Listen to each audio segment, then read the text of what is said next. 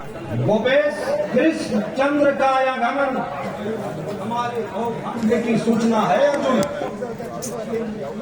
मैंने इंद्र से नामक एक दूत के द्वारा आपका निवेदन मथुरा भेजा था।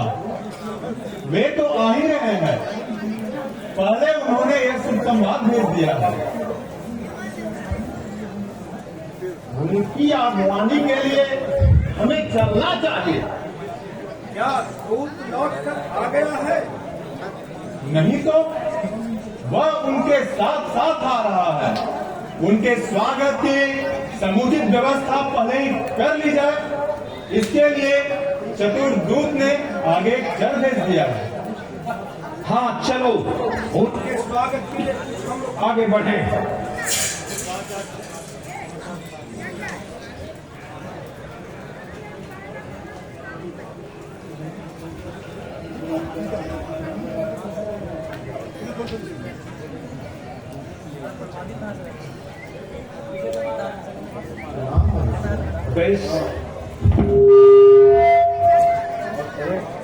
मेरे छोटे भाई आपके सत्कार में हाजिर है। आप मेरे आसन पर विराजित हो।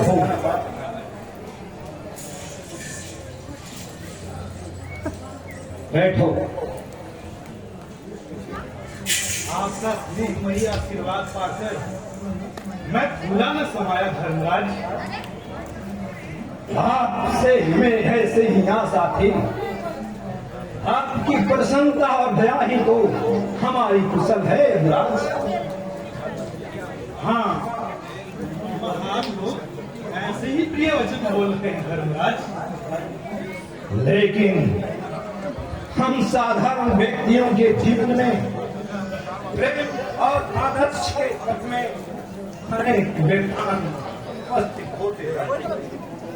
फिर भी किसी समीक्षा को अपनी अमूल्य निधि मानकर अगर संजोए रख जाता है तो यह भी आपकी ही अनुकंपा है प्रभु। धर्मराज का सीम सौजन्य धर्मराज को ही प्राप्त है। इतना तो सब साधक स्वीकार करते हैं। प्रकृति का विधान है, सृष्टि का बनना और सुख की उषा, दुख की संध्या, दिन के हम अपराध के संघर्ष और राग विराग दोनों पक्ष मैंने दिन और रात देखे। मनुष्य को मरते भी देखा। मरना निश्चित है, फिर भी वह अपना निश्चित उद्देश्य नहीं त्यागता। हम भी उस उत्थान पतन के बीच के ही एक अस्थायी किंतु उत्साही प्राणी है। दर्शक के ही काम बंधुओं की इच्छा है कि हम या राजसूय यज्ञ करें, इनकी मनोकामना पूरी हो, मगर फिर विकल्प कैसा? यह आपकी सहायता के बिना असंभव है यदुराज। और गुरुजनों की क्या आज्ञा है? इन्होंने सहज अनुमति प्रदान की है और हमें यथेष्ट प्रोत्साहित भी किया है। संकल्प मूल्य काम होता है और निश्चय की स्थापना करता है।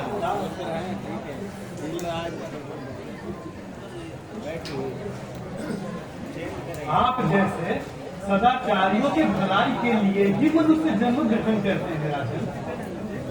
आप धर्म ध्वज हैं। कभी किसी लुटेरे, ठग या मिथ्याभाषी से भी आपकी निंदा ना सुनी गई। सम्राट होने के सभी गुण आप में विद्यमान है राजन। आपकी अभिलाषा अभिनंदनीय है राजन। क्या है? बाधाएं तो सत्कार्य में आती ही रहती है राजन, परंतु निश्चय केवल आपको करना है। हर संभव मैं प्रयत्न करूंगा, आज्ञा तो दीजिए। कुछ लोग स्नेह बस बड़ाई की बात कर जाते हैं, हमारी खामियां को दिखाकर दिल तोड़ने में लगे हैं। स्वार्थी प्रिय वचन बोलते हैं, मैं लाभ कहां कहां देखूं।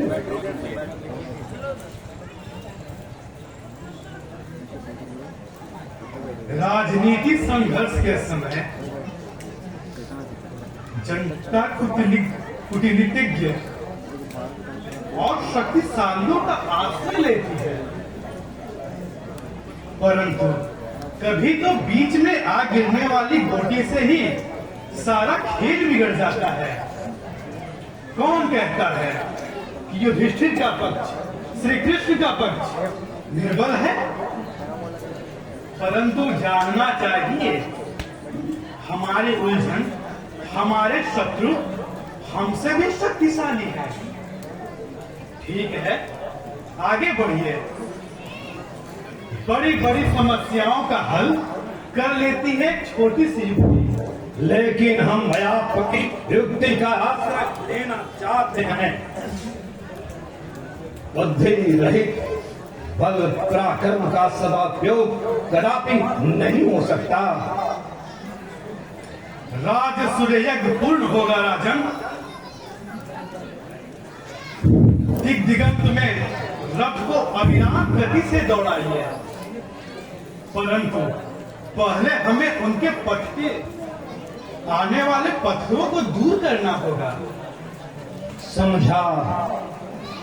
कौन सा है वह दुर्गम पथ? बस एक ही नरेश मेरे समझ में आती है। मध्यपति, मगध सम्राट, समर्थ जरासंध, समस्त क्षत्रिय कुल की राजलक्ष्मी का बलात्कार करने वाला बड़ा कूटनीतिज्ञ है वह जरासंध। आज का वही सर्वोत्कृष्ट राजा है। कोई ऐसा नहीं जो उसके विरुद्ध हो। वह परस्पर फूट डालने की नीति को पसंद करता है। क्या कारण है कि चंदेरी नरेश शिशुपाल भी उनके यहाँ प्रधान सेनापति बनना स्वीकारते हैं? मगधाधिपति जरासंध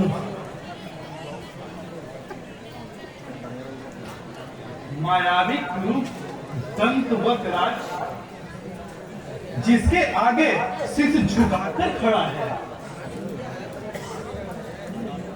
मूल नरक देश का शासक यशस्वी भगदत्त, जिसके आगे नतमस्तक है। और क्या, दक्षिण पश्चिम के एकमात्र शासक आपके मामा कुंती भोज भी तो उन्हीं के अनुवर्ती हैं। चाहे हृदय में आपके लिए कितना भी प्रेम हो, स्नेह हो, पृथ्वी के चौथाई भाग का सम्राट है वह जरासंध। सब के सब उसी के पीछे लघु है। उसके प्रेम से नहीं, बल्कि उसके भय से। अपमान, घोर अपमान।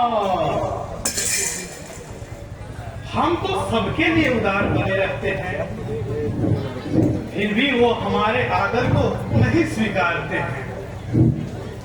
हमारे दुश्मनों से वह मिले रहते हैं और कुछ नहीं। यह तो जरासंध के प्रताप का ही कारण है। कोई गुण का लेखा जोखा नहीं करता है, करता है तो बल का और अंधविश्वास का।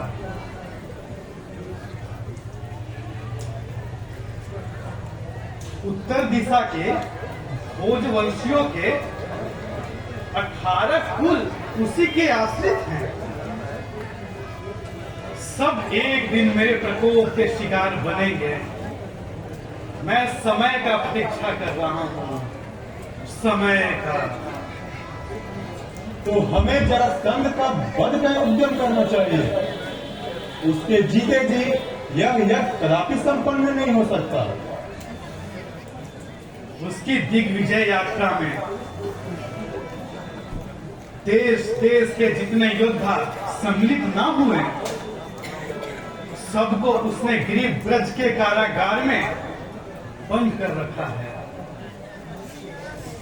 उसका मोक्ष बहुत आवश्यक है। वे आपका साथ देंगे। 10-5 कैदी नहीं है धर्मराज। जरासंध ने बंदिये के समुदाय का अच्छा संग्रह कर रखा है। उस पर विजय प्राप्त कीजिए। सभी दिशाओं में फिर आपकी ही विजय होगी। सम्राट बनने की कल्पना कर लेना है सहज, मगर सम्राट की पदवी कम दुर्लभ नहीं है।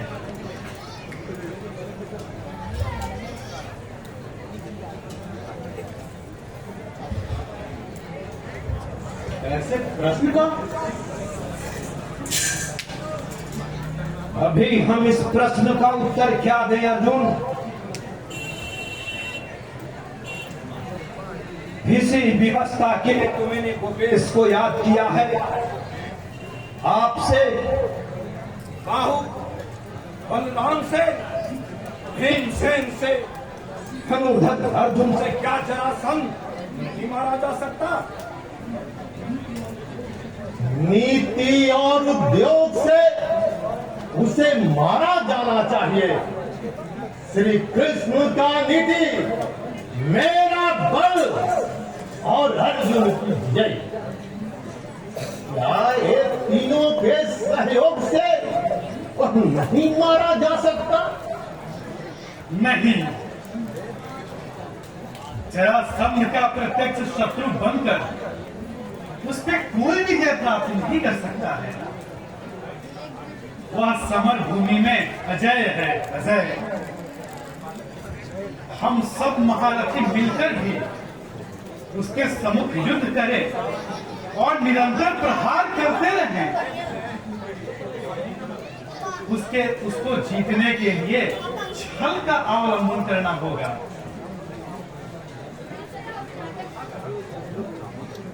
ब्राह्मण वेश में भीम, अर्जुन और मैं तीनों उसकी राजधानी जाकर पूजा काल में उससे तुरंत युद्ध की याचना करेंगे। सुना है वह उदार, ब्राह्मणों का सत्कार करने वाला है और दानी है। इस पर यदि वह राजी हो गया तो समझो उसकी मौत निश्चित है।